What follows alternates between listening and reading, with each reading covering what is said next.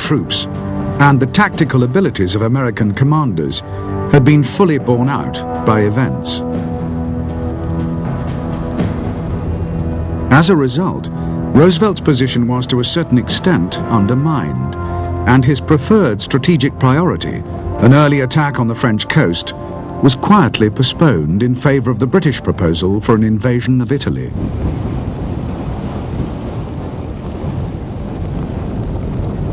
Neither Roosevelt, however, nor his senior military advisors were entirely happy with this outcome, and as the campaign progressed, they would gradually withdraw their support, insisting on the transfer of men and equipment to Britain in preparation for the projected invasion of France.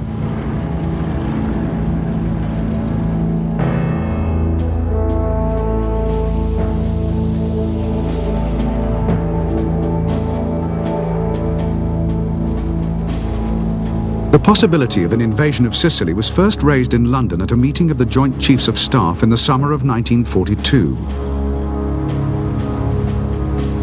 At the Casablanca Conference early in the following year, the proposal was adopted as official Allied strategy, subject to one important qualification, namely that the campaign would not interfere with the preparations in Britain for a cross-channel attack on the French coast, scheduled for early in 1944.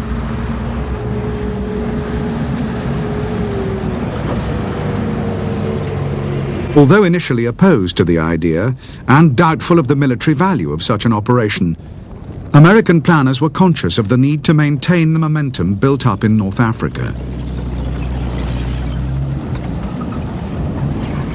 The clearance of Tunisia was taking longer than expected, and when it was finally completed, there would be huge forces available for a summer campaign. In addition, most of the principal North African ports had been brought up to full operating capacity, and all the necessary infrastructure established to maintain and service 16 full divisions in the field.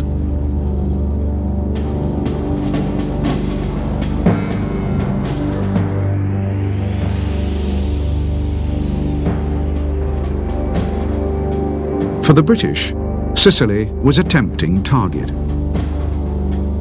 Situated in the center of the Mediterranean, the island was only a little more than 100 miles from the major Allied North African ports of Tunis and Bizerta.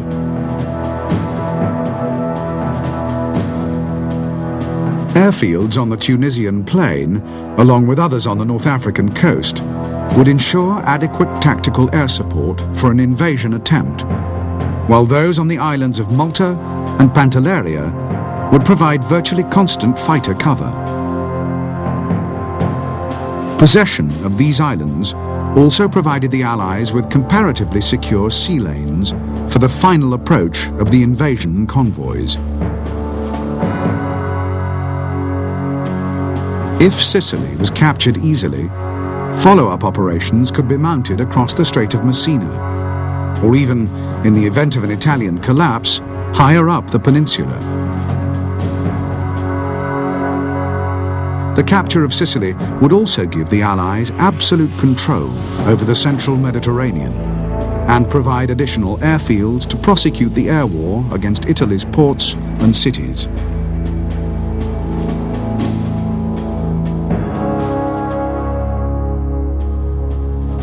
The assault landings were to take place in two sectors: south of Syracuse on the east coast by the British 8th Army, and between Licata and Scoliti on the south coast by the American 7th Army.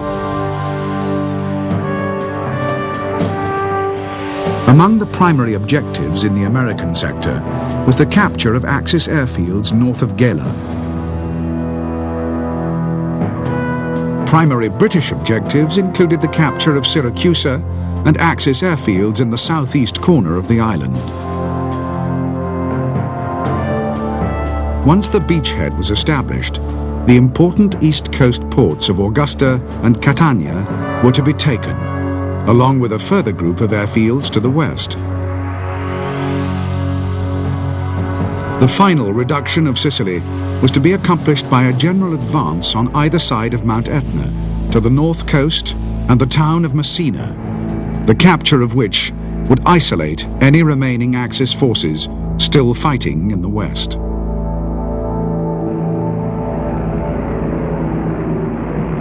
During the spring of 1943, while these plans were being refined and the invasion force assembled and trained, Allied air power was employed against targets in Italy and Sicily.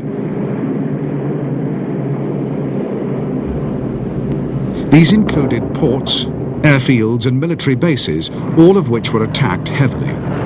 Coastal shipping was harassed, and fighter and reconnaissance sweeps over southern Italy were incessant.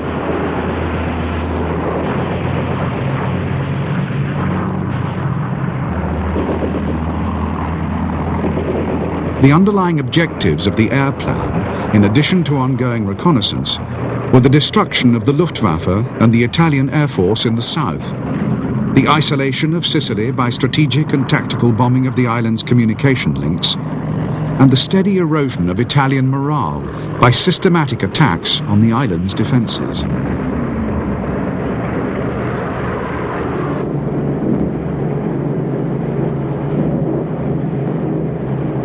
Heavy bomber raids on industrial targets and major population centres on the Italian mainland were intended to disperse the concentration of effort and generally undermine Italy's already wavering commitment to the Axis.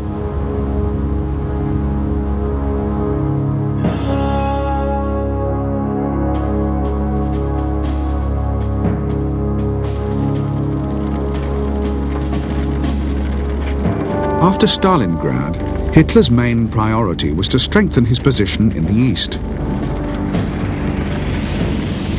With the recapture of Kharkov, Army Group South had halted the rout of Axis forces from the Don steppe and anchored the front along the line of the Donets.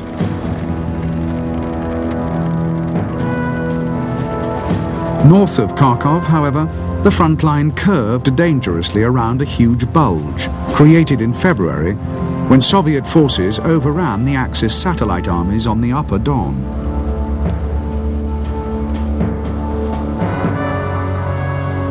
Yet the Wehrmacht was no longer the force it had been in 1941, when 3 million men had stormed through the Soviet Union to within 20 miles of Moscow. Nor was there any possibility, in the near future, of a return to Stalingrad or Moscow. The task for the Wehrmacht in 1943 would be to straighten the line in the east through a series of limited offensive operations in preparation for a long war of attrition.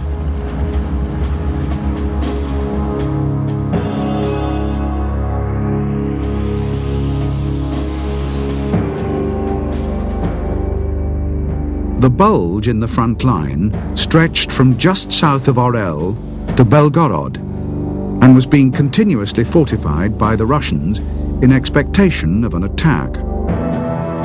Hitler's plan was to mount concentric offensives from the north and south towards the city of Kursk in the center of the salient. The attack in the north would be spearheaded by the 9th Army, heavily reinforced from Army Group Center's reserve. The attack in the south would be led by the 4th Panzer Army, supported by the 8th Army, both part of Army Group South. The objective of the campaign was to pinch out the salient and isolate the Soviet forces west of Kursk. This would, it was hoped, deal a damaging blow to the Red Army, and by straightening the line, enable the Wehrmacht to go over to the defensive, releasing men and formations for service in the west.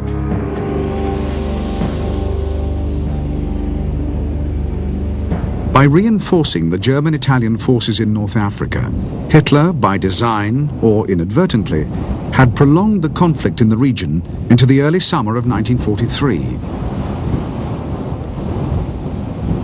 The consequent Allied build-up that was to lead to the invasion of Sicily also ensured that there would be no major landings on the French coast before 1944.